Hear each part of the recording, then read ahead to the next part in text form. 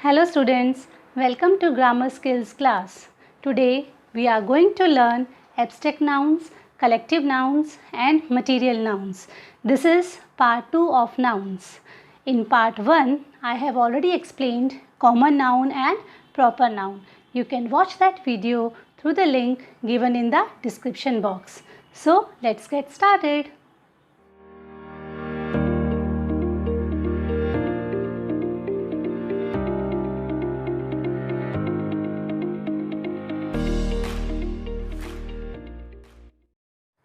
Students, first we will discuss abstract noun. Let us see the definition. An abstract noun is the name of some quality, state, feeling or idea that we can only think of or feel but cannot touch or see. Means abstract noun एक name है, एक नाम है किसी quality का, किसी feeling का, किसी इमोशन का, आइडिया का और स्टेट का जिसके बारे में हम सोच सकते हैं, जिसे हम फील कर सकते हैं, लेकिन हम उसे छू नहीं सकते, हम उसे टच नहीं कर सकते और हम उसे देख भी नहीं सकते. स्टूडेंट्स, यहाँ स्टेट का मीनिंग है condition, the physical, mental and emotional condition that somebody is in at a particular time. एक पर्टिकुलर टाइम पर किसी की मेंटल, फिज़िकल और इमोशनल जो कंडीशन होती है उसे हम स्टेट कहते हैं. ठीक है, आइए हम कुछ एग्जांपल्स देखते हैं. जैसे यहाँ लिखा है pain, honesty, truth, childhood, anger, beauty etcetera. ये सब एब्स्ट्रैक्ट नाउन्स के नेम हैं. पेन को हम फील कर सकते हैं, पेन को आप देख नहीं सकते. इसी तरह से ऑनेस्टी एक क्वालिटी है जिसे हम देख नहीं सकते हैं. चाइल्डहुड एक स्टेट है, एक अवस्था है जिसे आप देख नहीं सकते, छू नहीं सकते. इसी तरह से एंगर और ब्यूटी भी एब्स्ट्रैक्ट नाउन्स हैं. Students, let us understand abstract noun more clearly with an example. जैसे हमने एक एग्जाम्पल लिया है pain. Pain is an abstract noun. Okay, and if you say that you have pain in your leg, student, you can touch your leg, you can touch the spot where you have pain in your leg, but you cannot touch the pain. आप pen को touch नहीं कर सकते. आप उस spot को touch कर सकते हैं जहाँ पेन है, लेकिन आप पेन को टच नहीं कर सकते. पेन को आप फील कर सकते हैं. You can not see the pain, you can not touch the pain. So pain is an abstract noun.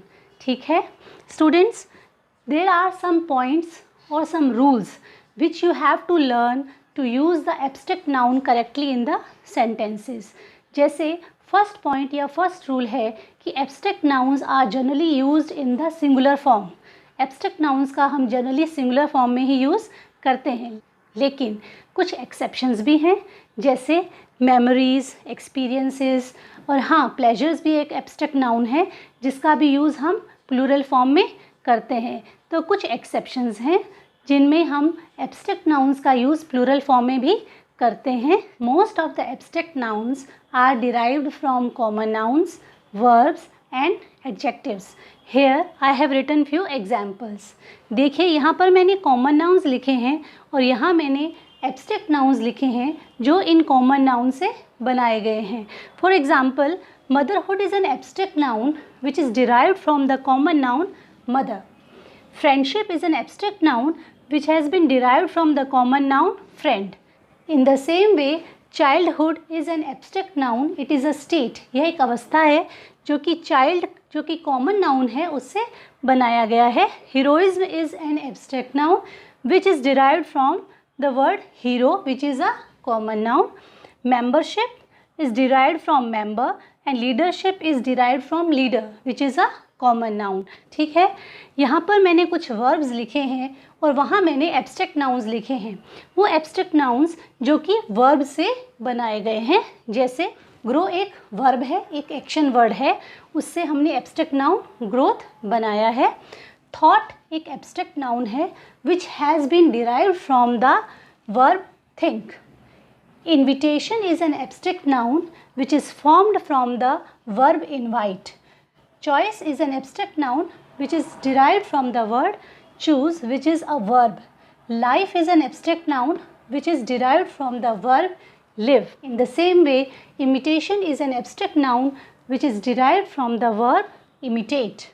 Students, abstract nouns are formed from adjectives also. For example, here I have written adjectives and here I have written abstract nouns. So, kindness is an abstract noun. It is a quality. It has been formed from the adjective kind. Bravery is an abstract noun which is formed from the adjective brave. Happiness is an abstract noun. It is formed from the adjective happy. And cruelty and softness are also abstract nouns which are formed from the adjectives cruel and soft. So students, आपको ये ध्यान रखना है कि most of the abstract nouns they are derived from common nouns, verbs and adjectives. Now let us see the use of abstract nouns in the sentences with the help of some examples. Here the first sentence is I have sweet memories of my childhood. Students, यहाँ memories क्या है?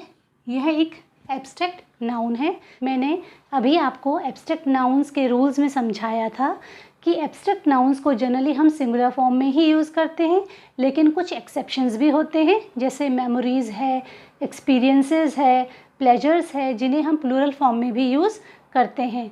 तो यहाँ memories एक abstract noun है जिसे हमने plural form में यूज़ किया है. और चाइल्डहुड भी एक एब्स्ट्रैक्ट नाउन है. यह एक स्टेट है, यह एक अवस्था है, यह एक एब्स्ट्रैक्ट नाउन है. तो इस सेंटेंस पे मेमोरीज और चाइल्डहुड एब्स्ट्रैक्ट नाउन है. सेकंड सेंटेंस में देखते हैं ही always speaks the truth. Students, यहाँ ट्रुथ एक एब्स्ट्रैक्ट नाउन है जिसे हमने इस सेंटेंस में यूज़ किया है. थर्ड सेंटेंस है Noor Jahan was famous for her beauty. Beauty एक क्वालिटी है जो कि एक एब्स्ट्रैक्ट नाउन है. Students, now we will discuss collective nouns. First see the definition. A collective noun is the name of a group of persons, animals or things taken together and spoken as one whole. Means collective noun persons के group का, people के group का, things के group का और animals के group का एक नाम है.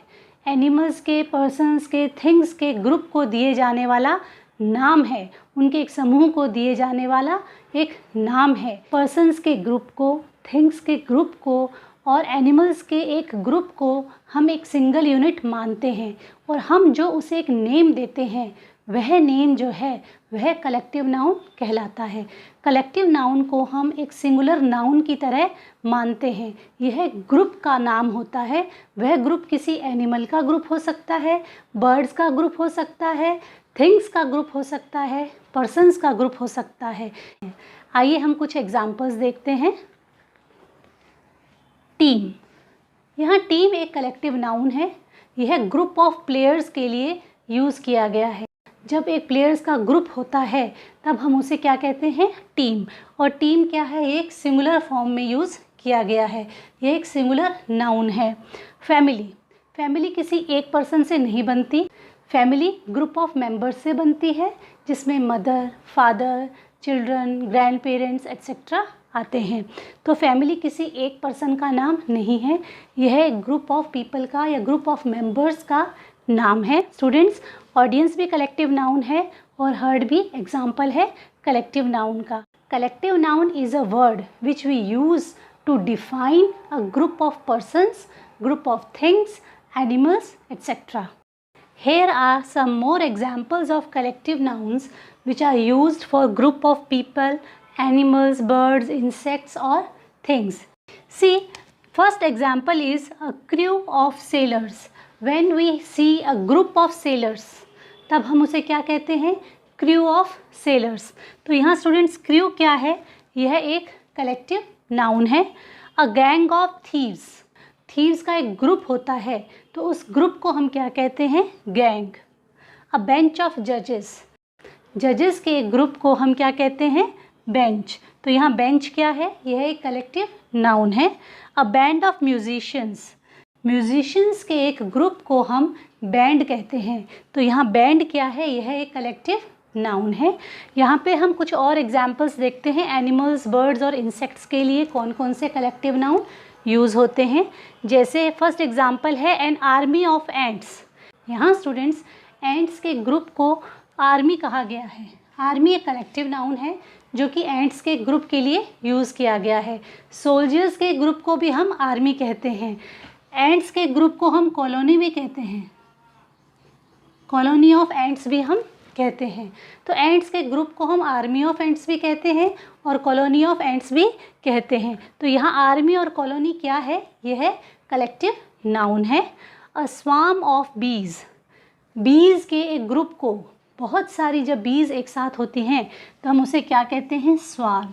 तो यहाँ स्वार्म क्या है, यह एक कलेक्टिव नाउन है। A pride of lions, lions के एक ग्रुप को हम क्या कहते हैं, pride. A flock of birds, बहुत सारी बर्ड्स का एक जो ग्रुप होता है, बहुत सारी बर्ड्स जब एक साथ होती हैं तब हम उसे क्या कहते हैं, फ्लॉक। तो फ्लॉक क्या है, यह एक कलेक्टिव नाउन है। यहाँ पर मैंने कुछ एग्जाम्पल्स लिखे हैं कलेक्टिव नाउन्स के जो कि थिंग्स के लिए हम यूज़ करते हैं। जैसे अ पैक ऑफ कार्ड्स, बहुत सारे जब कार्ड्स एक साथ होते हैं तो उसके ग्रुप को हम क्या कहते हैं, पैक। तो यहाँ पैक क्या है, यह कलेक्टिव नाउन है। A fleet of ships, collection of ships होती हैं, जब बहुत सारी शिप्स एक साथ होती हैं तब हम उसके ग्रुप को क्या कहते हैं, फ्लीट। क्या कहते हैं स्टूडेंट्स, फ्लीट। तो फ्लीट क्या है, यह एक कलेक्टिव नाउन है। अ स्ट्रिंग ऑफ बीड्स, इसी तरह से स्ट्रिंग क्या है, यह कलेक्टिव नाउन है कलेक्शन ऑफ बीड्स के लिए। अ range of mountains, a group of जो माउंटेन्स होते हैं उनके लिए हम कौन सा कलेक्टिव नाउन यूज़ करते हैं, रेंज। तो यहाँ रेंज क्या है, माउंटेन्स के ग्रुप के लिए यूज़ किया गया कलेक्टिव नाउन है। Students, there are some collective nouns which are commonly used for more than one different groups. आइए कुछ एग्जाम्पल्स हम देख लेते हैं। जैसे पहले लिखा है अ हर्ड। हर्ड क्या है स्टूडेंट्स, यह एक कलेक्टिव नाउन है। अ हर्ड ऑफ एलिफेंट्स भी होता है, ठीक है। अ हर्ड ऑफ डियर भी होता है। स्टूडेंट्स, डियर के एक ग्रुप को हम हर्ड कहते हैं।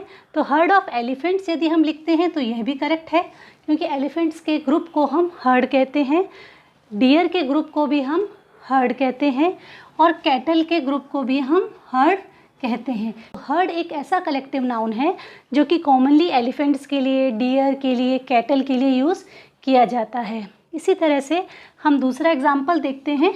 अ बंच ऑफ बनानास भी होता है, अ बंच ऑफ कीज़ भी होता है और अ बंच ऑफ ग्रेप्स भी होता है। तो स्टूडेंट्स, बंच जो एक कलेक्टिव नाउन है, इसका यूज़ हमने ग्रुप ऑफ बनानास के लिए किया, कलेक्शन ऑफ बनानास के लिए किया। Group of keys means collection of keys के लिए किया और कलेक्शन ऑफ ग्रेप्स के लिए किया है।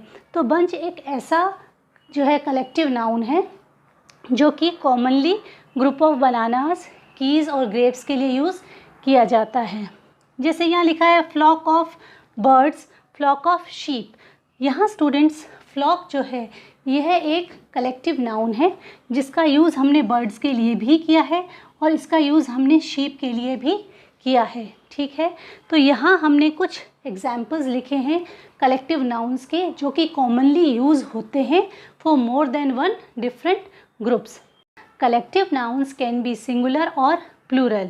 Means if there is one group, the collective noun will be singular and have singular verb. If there are more than one groups, then collective noun will be plural and have plural verb. Collective noun जो है वो singular और plural दोनों हो सकते हैं। यदि एक ग्रुप के बारे में हम बात करें तो कलेक्टिव नाउन को हम सिंगुलर कंसीडर करेंगे और उसके साथ हम सिंगुलर वर्ब का यूज़ करेंगे। यदि एक से ज़्यादा ग्रुप हैं तो कलेक्टिव नाउन जो है प्लूरल फॉर्म में यूज़ होगा और वहाँ पर हम प्लूरल वर्ब ही यूज़ करेंगे। Let us take some examples. The team is practising on the ground. In the first sentence team is a collective noun. यह क्या है, यह एक कलेक्टिव नाउन है और यह एक ग्रुप के लिए यूज़ किया गया है, तो इसके साथ हमने सिंगुलर वर्ब का यूज़ किया है। स्टूडेंट्स, यहाँ देखिए सेकंड सेंटेंस में the teams are practising on the ground. In the second sentence teams जो है एक से ज़्यादा ग्रुप ऑफ प्लेयर्स के लिए यूज़ किया गया है। टीम्स जो है ये कलेक्टिव नाउन है, जो एक से ज़्यादा ग्रुप्स जो कि ग्राउंड पर प्रैक्टिस कर रहे हैं उनके लिए यूज़ किया गया है। तो यहाँ टीम्स जो है कलेक्टिव नाउन है जिसका प्लूरल फॉर्म में यूज़ किया है, और यहाँ टीम जो है कलेक्टिव नाउन है जिसका हमने सिंगुलर फॉर्म में यूज़ किया है। आइए नेक्स्ट एग्जाम्पल देखते हैं। There were 2 bunches of keys on the table. इस सेंटेंस में बंचेस जो है यह एक कलेक्टिव नाउन है। कीज़ के कितने बंच हैं? 2 मीन्स एक प्लूरल फॉर्म है, इसलिए हमने यहाँ पर बंचेस वर्ड जो है कलेक्टिव नाउन जो है हमने यूज़ किया है। यहाँ हमने बंचेस जो है यूज़ किया है क्योंकि ये कलेक्टिव नाउन का प्लूरल फॉर्म है। अब नेक्स्ट एग्जाम्पल देखते हैं। There was a bunch of keys on the table. यहाँ बंच का यूज़ किया गया है एज ए कलेक्टिव नाउन। यहाँ पर कीज़ का जो एक बंच है, एक ग्रुप है, उसके लिए हमने यहाँ पर बंच का यूज़ किया है बिकॉज यहाँ पर जो है कलेक्टिव नाउन सिंगुलर फॉर्म में यूज़ किया गया है, इसलिए हमने यहाँ बंच लिखा है। और यहाँ कलेक्टिव नाउन बंच जो है प्लूरल फॉर्म में यूज़ किया गया है, इसलिए हमने यहाँ बंचेस लिखा है। Students, now we will discuss material nouns. Let us see the definition. Material nouns are the names of materials or substances out of which things are made. Means material nouns materials के substances के names हैं जिनसे हम different things बनाते हैं। आइए हम कुछ examples देखते हैं material nouns के। गोल्ड एक material का नाम है जिससे हम ज्वेलरी आदि बनाते हैं। तो ज्वेलरी क्या है? वो थिंग है जो इस मटेरियल गोल्ड से बनी होती है। कॉटन क्या है? यह भी एक मटेरियल है। सिल्क, वूल, वुड क्या है? मटेरियल हैं। Water, salt, air, sunlight etcetera भी मटेरियल नाउन के एग्जाम्पल्स हैं। वाटर, एयर ये क्या है? ये है सब्सटेंसेस। तो ये सब्सटेंसेस के एग्जाम्पल हैं। तो स्टूडेंट्स, मटेरियल नाउन नेम्स है मटेरियल्स का और सब्सटेंसेस का जिनका यूज़ हम डिफरेंट थिंग्स को बनाने में करते हैं। आइए हम कुछ एग्जाम्पल्स देखते हैं सेंटेंसेस के, जिसमें हम देखते हैं कि हम मटेरियल नाउन का यूज़ कैसे करते हैं। जैसे फर्स्ट सेंटेंस है, we get silk from silkworm. Silk क्या है स्टूडेंट्स? यहाँ यह एक मटेरियल का नाम है। सिल्क यहाँ पर एक मटेरियल का नाम है। सिल्क वॉर्म भी क्या है? यह भी एक नाउन है, यह भी एक नाम है, लेकिन सिल्क जो है यहाँ एक मटेरियल का नाम है। Copper is a good conductor of electricity. Students, इस सेंटेंस में कॉपर क्या है? यह एक मटेरियल का नाम है। Water is necessary for life. Water क्या है स्टूडेंट्स? यह एक मटेरियल नाउन है, यह एक सब्सटेंस का नाम है। तो स्टूडेंट्स, मटेरियल नाउन्स जो हैं किसी मटेरियल के या सब्सटेंस के नाम होते हैं जिससे हम डिफरेंट थिंग्स जो है बनाते हैं। Students, there are some rules which you have to learn to use the material nouns correctly in the sentences. The first rule is we cannot count material nouns. Material nouns को हम count नहीं कर सकते हैं। Material nouns से बनी हुई things को हम काउंट कर सकते हैं। जैसे यदि मैं एक एग्जांपल लिखूं गोल्ड, तो स्टूडेंट्स गोल्ड क्या है? यह एक मटेरियल का नाम है। आप गोल्ड को काउंट नहीं कर सकते हैं, लेकिन गोल्ड से बनी हुई थिंग्स जैसे ज्वेलरी है आप उसे काउंट कर सकते हैं। जैसे 2 rings of gold, 5 bangles of gold आप बोल सकते हैं, लेकिन आप गोल्ड को काउंट नहीं कर सकते हैं। हम मटेरियल को काउंट नहीं कर सकते, लेकिन मटेरियल से बनी हुई थिंग्स को हम काउंट कर सकते हैं। इसी तरह से एयर है। एयर क्या है? यह भी एक मटेरियल नाउन है। वाटर है, यह भी एक मटेरियल नाउन है। क्या वाटर को काउंट कर सकते हैं? नहीं कर सकते, हम वाटर को काउंट नहीं कर सकते हैं। ठीक है। Second rule is material nouns are considered as a singular noun. Material noun को हम सिंगुलर नाउन की तरह कंसिडर करते हैं और इसके साथ हम सिंगुलर वर्ब का यूज़ करते हैं। मटेरियल नाउन को हम कभी भी प्लूरल फॉर्म में यूज़ नहीं करते। मटेरियल नाउन को हम प्लूरल फॉर्म में यूज़ नहीं करते। मटेरियल से बनी हुई थिंग्स को हम प्लूरल फॉर्म में यूज़ करते हैं, लेकिन मटेरियल नाउन को हम सिंगुलर फॉर्म में ही कंसिडर करते हैं। आइए हम कुछ एग्जाम्पल्स देखते हैं। देखिए स्टूडेंट्स, यहाँ लिखा है these bangles are made of gold. यहाँ बैंगल्स क्या हैं? यह नाउन है, यह एक कॉमन नाउन है। और गोल्ड क्या है? यह एक मटेरियल का नाम है, यह एक मटेरियल का नाम है। तो यह क्या है? एक मटेरियल नाउन है। स्टूडेंट्स, यहाँ मैं एक चीज़ और बताना चाहती हूँ आपको कि मटेरियल नाउन्स को हम कॉमन नाउन भी कहते हैं। मटेरियल नाउन्स को कॉमन नाउन भी कहा जाता है। चूँकि ये मटेरियल का नाम है इसलिए इनको हम मटेरियल नाउन कहते हैं। देखिए गोल्ड क्या है? एक मटेरियल नाउन है। यहाँ पर हमने इसको सिंगुलर फॉर्म में यूज़ किया है। यदि मैं यहाँ गोल्ड्स लिख देती हूँ, these bangles are made of golds, तो यह रॉन्ग हो जाएगा, क्योंकि एक मटेरियल है तो मटेरियल का हम प्लूरल फॉर्म में यूज़ नहीं करते हैं। तो हम यहाँ क्या लिखेंगे? The bangles are made of gold. ठीक है। अब सेकंड सेंटेंस देखिए, these chairs are made of wood. और यहाँ वुड क्या है? यह एक मटेरियल नाउन है, एक मटेरियल का नाम है। यहाँ पर वुड को हम सिंगुलर फॉर्म में ही यूज़ करेंगे। आप यह नहीं लिखेंगे these chairs are made of woods. Woods अगर आप लिखेंगे तो वह रॉन्ग हो जाएगा। यदि आप यहाँ वुड्स लिखते हैं ना तो यह रॉन्ग हो जाएगा। ठीक है, क्योंकि एक मटेरियल का नाम है तो हमें इसे सिंगुलर फॉर्म में ही लिखना होगा। यहाँ पर गोल्ड एक मटेरियल का नाम है तो यहाँ पर आप गोल्ड लिखेंगे, गोल्ड्स नहीं लिखेंगे। यहाँ पर वुड क्या है? एक मटेरियल का नाम है तो यहाँ पर आप जो है वुड को सिंगुलर फॉर्म में ही लिखेंगे। चेयर्स को हमने प्लूरल फॉर्म में लिखा है क्योंकि चेयर्स वो थिंग है जो कि इस मटेरियल से बनी है। आपको समझ में आया? चेयर्स जो है वो थिंग है जो कि वुड से बनी है। तो वुड एक मटेरियल का नाम है और चेयर उन थिंग्स का नाम है जो उस वुड से या जो उस मटेरियल से बनी है। हम एग्जाम्पल और देखते हैं। These sweaters are made of wool. यहाँ स्वेटर्स क्या है? स्वेटर्स थिंग्स है, थिंग का नाम है। और वूल क्या है? यह एक मटेरियल का नाम है। इस मटेरियल से ये थिंग बनी है। मीन्स वूल वो मटेरियल है जिससे स्वेटर्स बनी है। ठीक है, तो यहाँ वूल क्या है? यह एक मटेरियल नाउन है। हम यहाँ वूल्स नहीं लिखेंगे। यदि आप यहाँ वूल्स लिखते हैं ना तो यह रॉन्ग हो जाएगा, क्योंकि एक मटेरियल का नाम है तो हमें इसे यहाँ पर सिंगुलर फॉर्म में ही लिखना होगा। तो यहाँ पर हम लिखेंगे these sweaters are made of wool. This is a correct sentence. If you write here wools it will be wrong. ठीक है, मटेरियल नाउन्स को हम कॉमन नाउन्स भी कहते हैं, वो कॉमन नाउन्स की तरह भी यूज़ किए जाते हैं। स्टूडेंट्स, आई होप आपको एब्स्ट्रैक्ट नाउन्स, कलेक्टिव नाउन्स और मटेरियल नाउन्स समझ में आए होंगे। यदि ये वीडियो आपको पसंद आया हो तो वीडियो को प्लीज़ लाइक करें, शेयर करें, कमेंट करें और चैनल को सब्सक्राइब करें। Thank you for watching it.